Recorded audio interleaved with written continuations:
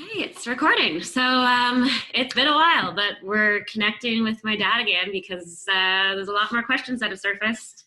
I want to talk about what's going on in the US in a minute, but first, Ontario announced its back to school plan today. And I won't go through all of the measures that they've put in place, but mainly kids are going back to school and they all have to wear masks, at least between grade 4 and grade 12 while they're inside. And do you think that was the right call? No, I'm not aware of the statistics in Ontario exactly, but the last time I checked, Ontario was running about 50% of the infection rate of the United States. So, I don't think that you're out of the weeds enough in Ontario to go ahead and open schools again. I think it'd be fair to have in school for grades 4 down, because they appear to have almost no propensity to acquire this virus, let alone spread it. So I think that's pretty safe, although children who have congenital heart disease or certain other medical problems should be exempt, but their doctors would know. And I think always parents should have the option of not sending their children to school if they're afraid to do so. It is But still certainly it's still voluntary, so you can. grades 5 and up, it makes no sense at all to bring them into school. Even with the mask policy, though, because you're a big proponent of masks and how well they protect us. I am a great proponent of masks, and I think that masks are better than doing nothing at all. But how necessary is it for us to bring the children to school right now? They could learn from home. We're already basically making it voluntary. So clearly people who wish to keep their kids at home, the children, I hope, aren't going to be penalized for that decision. But I know it just doesn't make. I know that the Ottawa Sick Kids Hospital and Toronto Sick Kids Hospital, they both urged the government to allow kids to go back because of the social development, and the psychological effect it's having on parents having their kids at home. So, obviously the government listened to them. Well, I'm going to disagree with my colleagues because I'm aware personally of the stressors of having kids learning at home. I'm not here, but I see it in Jessica's eyes when I get home at night, and I'm sure that she would like relief, but she has no intentions of letting her children go back to school here. She's willing to make that sacrifice. There are lots of children who get social benefits from going to school because of having very disruptive home lives or essentially no effective home life at all. And for those, I am sympathetic. We could have had an intermediate solution. We could have decentralized schools and had small meeting places supervised by teachers, which would have solved the daycare problem without bringing everybody to these large central schools, which are a prescription for disaster. They're just like a cruise ship. I don't care if you wear masks. It's going to spread. Plus, it's going to be pretty hard to enforce the mask policy. The reality will be it'll start to slip very quickly. Yeah. So a lot of teachers are going to refuse to go back. Some of them for, reasons that I understand, old age, underlying health conditions. And there are also some who are just won't be able to get a doctor's note, but they're just afraid. Do you sympathize with that? And they should be allowed? Totally. Yeah. I think that level of anxiety is sufficient to get a doctor's note from me. And I'm doing that. I have university professors as well here because they've decided to start college and university on campus, which again is an irrational decision that is only based on money. There's no reason that the colleges and universities could not have taken a year off other than money. So they could have come up with a plan where the government might have indemnified them against serious financial loss during this time. Things could have been worked out. All of our university students could have had the much vaunted gap year. Maybe they could have learned to do something useful. Who knows? Right. So Tegan, your other daughter, made a good point that, some people argue, for those who are healthy, don't worry. Even if you get sick, you most likely won't have severe symptoms. It'll come and go and you won't even notice really. but we don't know the long-term effects, right? So it could not affect kids now, but we don't know down the road what Well, could there happen. were a few children here in New York State who got a Kawasaki-like syndrome from this virus. And Kawasaki's disease is a disease that children get. It's poorly understood. It looks to be an over-response of the immune system to some sort of viral infection. And they had a syndrome similar to that with many features of Kawasaki disease. So that sort of thing is going to happen. And that sort of thing is going to happen in teenagers and adults. Plus, we've got a kill rate on this virus of 0.5%. It looks like it may be higher. 6,000 people in the United States under the age of 45 have died from this already. 6,000. In any other year, if we had an epidemic that killed 6,000 previously healthy people under the age of 45, that alone would be cause for panic. Yeah. Yeah. So let's pivot now to the US, because I think today alone, 4 US southern states reported a record high number of deaths since the pandemic began. So like the worst is not even over in the US.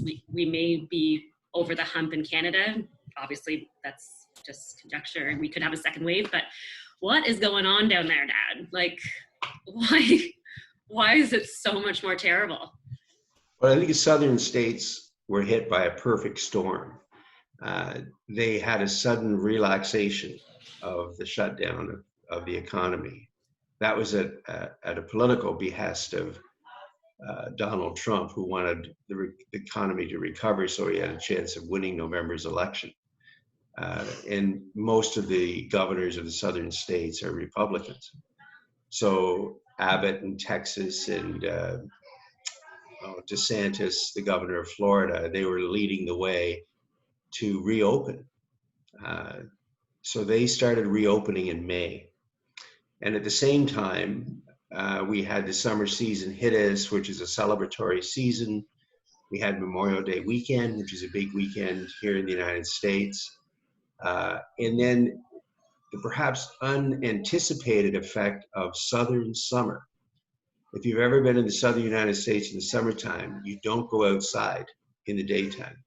So the same forces that drive us inside in winter drive the southerners inside in summer.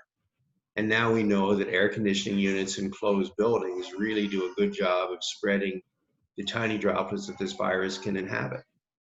So you had that perfect storm of government prompted relaxation of rules and disdainment of mask wearing, plus the natural socialization of people in the summertime, plus being driven indoors by the hot weather. And they are getting what we are going to get and Canada is going to get shortly, especially if we reopen the schools. So come September, October, get ready, because the worst is yet to come. Of that, I'm convinced. Well, that's scary to hear. So the border is still closed, which is why I haven't been able to see you in person since February. Canadians are happy about this, but it comes at a disadvantage to you. You can't see your family, you can't enjoy your cottage, but are you still willing to admit, yeah, that's probably the right call? I'm not sure of that, because I think of the border and it's just a very artificial construct. I think of the kinds of traffic that we have, and I guess are you in more danger from coming over here to Canton or Potsdam, little towns in a backwater of the United States? Are you in more in danger going if you go to Toronto or even Ottawa or Montreal? So these urban areas will remain semi-hotspots. If they're not florid hotspots, they still are relative hotspots compared to the rest of the countryside. But I understand the problem that authorities have, and I can live with the border being closed, although it has to open by next September. Yes, yes, yes, for my wedding, for those of you who don't know.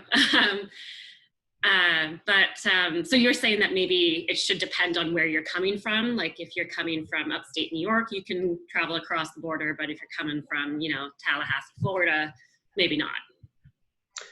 Well, if you could bring it down to that level, yes. But that that would require an intrusion into people's lives, and I'm not sure we're ready for. But we're already alarmed because we have 4 college campuses here in St. Lawrence County, and the students are coming back. You go to the Walmart store, and in the parking lot are plates from all over. So even though these students are supposed to sequester themselves, their families are going out to the stores and stocking up for them. So I'm not sure what good that does. Out of 20 students coming back to one program that I know of, 2 of them tested positive for COVID virus. They were actively infected. That's a horrible number. That means that 10% of that class were actually carrying the virus when they arrived back in town. You know, we cannot have any success with this virus if we continue to have this Pollyanna approach that, oh, well, it's not that bad. Let's just go ahead and reopen. Let's just go ahead and go back to school and pretend that everything's okay when it's far from okay. Right. I want to talk about you and having COVID. We talked about your symptoms all in our last Q&A, but since then you've been doing a lot of antibody tests on yourself, I believe, and just checking to see if they're still there and how much you're immune to the virus. So what have you learned, I guess? Well, it's interesting because I attend at the local nursing home. I'm still required to test myself for the virus at least once a week. And I have remained negative since the infection that I had in early May. My antibody test is positive, so I do have antibodies. It remains to be seen how effective that's going to be. I hope that it's effective in keeping me from getting the virus again.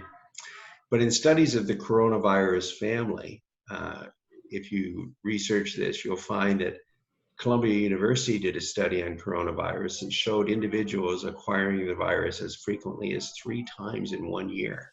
Wow. The same strain of the virus, not this strain, but a milder strain that causes colds. But there's no reason to think that the immunity that we get for this strain will be any longer lasting than the immunity we've had from other strains of coronavirus. And that leads to great questions about the efficacy of the vaccine when it's finally produced. You know, suppose the vaccine only gives you immunity for 6 months or 3 months. Suppose it doesn't work on a lot of people.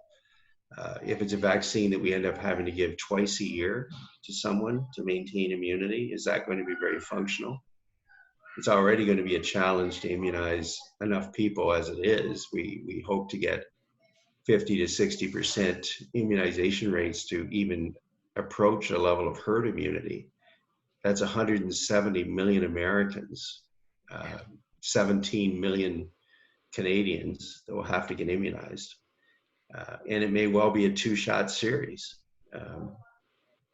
Yeah, and the flu shot isn't even effective always, depending, like it kind of changes year to year, but that's been around for how many decades? And we can't figure it out yet. So.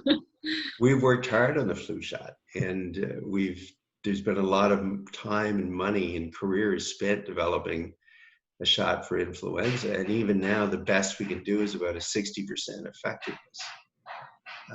And with the flu shot, if the same holds true for coronavirus, remember that with the flu shot, it's most effective when it's given to young, healthy people. They are the ones who respond best and have the best immunity to the flu virus. But they, of course, are not the ones at higher risk of acquiring the flu infection and the complications. So we hope to surround our vulnerable population with a healthy, immunized population to the flu virus. And look how relatively unsuccessful we've been at that. Yeah. So when you had COVID, do you know, now that it's been, a few months later, 2 months later, do you know if you infected anyone? As near as I can tell, no, and that's somewhat surprising. So Jessica and the children who live and play and sleep and eat with me showed no signs of illness, and we've tested them for the virus. They were negative, and Jessica's had antibody testing and she remains antibody negative. So that's a little bit bizarre. However, we do have evidence now that this virus really likes to stick to certain people. It's almost like that game where you have that sea urchin kind of ball that you throw against a dart, like a dartboard, a foamy dartboard, and it sticks or it doesn't stick. Right. Uh, and if you don't have ACE2 receptors on your cells, this virus may not even stick. It may have no way to get into your cells. So the little knobs that you see in the electron micrographs of these viruses, we've all seen the pictures of the virus, the ball with the little spikes sticking out. Those spikes look for the ACE2 receptor. They hit that and they use that to open up the cell for the virus to extrude its RNA into the cell and take over the cellular machinery to replicate the RNA of the virus. So if you don't have those receptors, or you don't have very many of them, the virus has a hard time even sticking to you. So even if the virus is blown in your face, it can't get any grip on you, which is why children 10 and under, except for those with certain kinds of heart disease, are relatively exempt. As you get older, you get more of these ACE2 receptors. Men have more than women, generally. The older have more than the young. Blacks have more than whites. So it fits with the epidemiology of the disease. So there's no way to test yourself for these receptors, like through blood work or? Well, I'm sure I have some. I mean, I'm 65 years old. I have type 2 diabetes. So I'm going to have developed some ACE2 receptors, which is why I got it at all. But many people, especially young people like you or Jessica, you may have very, very few ACE2 receptors still. Those of us who suffer from high blood pressure, certain kinds of heart disease or kidney disease, we may have a great number of ACE2 receptors. So we might be very susceptible to this. But we don't have the technology to measure people for ACE2 receptors, at least not in any kind of commercial lab. Right. Just one final question, and I just want to talk about pro sports. Everyone was eager to see them get back, but NHL and MLB have gone completely different directions on this. NHL has 2 hub cities. They quarantine as a team together. MLB, they're traveling in and out of cities, especially hotspot cities. Already a couple of teams had to suspend their games because of outbreaks. And they both said they got advice from public health officials to determine how they were going to resume their seasons. So public health officials, they don't have a uniform opinion. Like, it depends on which one you talk to, I guess, or maybe what political background they come from, or, I mean, what do you have to say about the 2 leagues having such different approaches? Well, I think the NHL has a higher chance of success with their approach. The NBA basically put their players under a dome in Walt Disney World, and they're living there, and nobody's going in or out. It's kind of like what we do with nursing homes. And that kind of severe sequestering, that'll be effective, especially if you have point of care testing so that the support workers who do come and go from these facilities can get tested on site. That will be fairly effective. Versus our nursing home workers here, we test twice a week. Despite that, though, one slipped through, and unfortunately, she didn't know she was positive, and she managed to infect 3 of our residents. But we've got that clamped down again, I hope. But you can see with what happened to Major League Baseball, the idea of colleges and universities, are we out of our minds? Like, that just doesn't make any sense. Yeah. Well, these teams are the same size as a high school or elementary school classroom, maybe somewhat bigger. But then, campus classrooms, you're looking at 100 to 300 kids in some, lectures. So. But yeah, even a modest size college brings literally thousands of people from all points of the compass together. It's just a recipe for disaster. it's unbelievable to me that we are being so obdurate, so stupid about this. And I use the word stupid. I know it's somewhat insulting, but to me, stupid is a willful ignorance. And I think we're showing willful ignorance of the problem when we bring kids back to school, when we open up bars and restaurants. These things have to be shut down immediately. We can shut down the risk without completely collapsing the economy. Mhm. We've learned that much. Um, we can have workers go to workplaces where mask rules are strictly enforced, where social distancing is actually engineered by reconfiguring the workplace so that people don't have to come into contact with each other. We can do all these things safely. So let's do the things safely that we can do, and not do this other nonsense. Well, I think a lot of parents are going to be intrigued to hear what you say. So I'll be looking forward to posting this in a little bit. So thanks, Dad. Okay, darling. See you later. Bye.